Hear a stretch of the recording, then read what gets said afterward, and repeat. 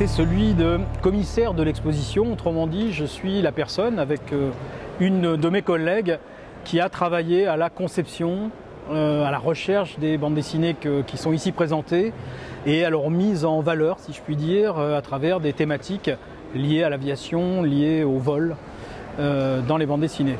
Moi, je travaille à la Cité internationale de la bande dessinée et de l'image à Angoulême et je dis toujours en fait que je ne suis pas rentré là par hasard. C'est-à-dire que je suis arrivé dans cette institution parce que la bande dessinée, effectivement, on peut dire que ça fait partie de mon ADN depuis très jeune. Je ne suis pas du tout dessinateur, mais je m'intéresse à la bande dessinée à la fois dans la lecture et le plaisir que ça peut apporter de la lire, mais aussi dans la façon, dans la manière dont on la conçoit, dont elle se conçoit, elle se réalise, et dans sa dimension artistique. Enfin, tout cet ensemble-là constitue mon intérêt pour la bande dessinée depuis très longtemps.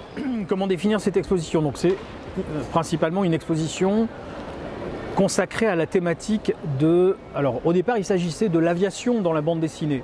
Et puis en réfléchissant, en travaillant sur ce concept, sur cette proposition, en recherchant dans les bandes dessinées comment cette thématique était illustrée, on est progressivement venu à élargir le thème.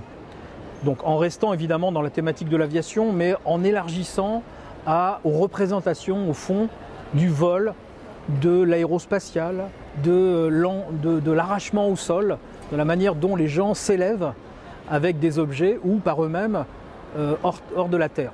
Peut-on dire de Saint-Exupéry à la Lune? C'est ça, absolument. C'est-à-dire comment, en fait, c'est comment, dans les bandes dessinées, on retranscrit le vieux rêve de l'homme, au fond, qui est celui de voler, d'aller vers le ciel, d'aller vers le soleil, d'aller voir d'autres univers et d'autres mondes. Et ça, c'est un thème donc, qui est un thème universel, et c'est un thème qui traverse la bande dessinée pratiquement depuis l'origine.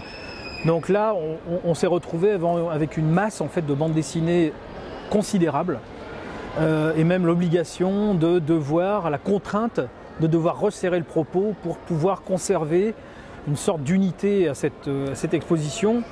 Et donc c'est pour ça que ça s'appelle la bande dessinée sans vol et non pas la bande dessinée, l'aviation dans la bande dessinée, puisque c'est l'idée d'envol qui prédomine, même si l'aviation évidemment est très très présente.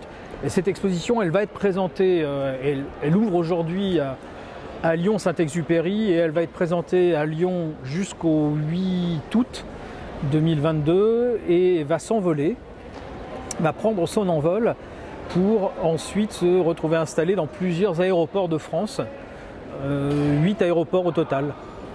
Qui appartiennent tous au groupe Vinci Airport, absolument.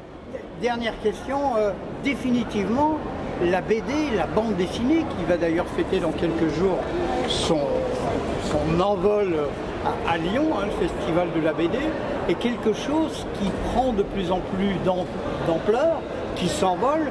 Quelques 80 millions d'exemplaires de BD sont vendus chaque année en France? Oui, à peu près. C'est effectivement le secteur le plus important de l'édition aujourd'hui.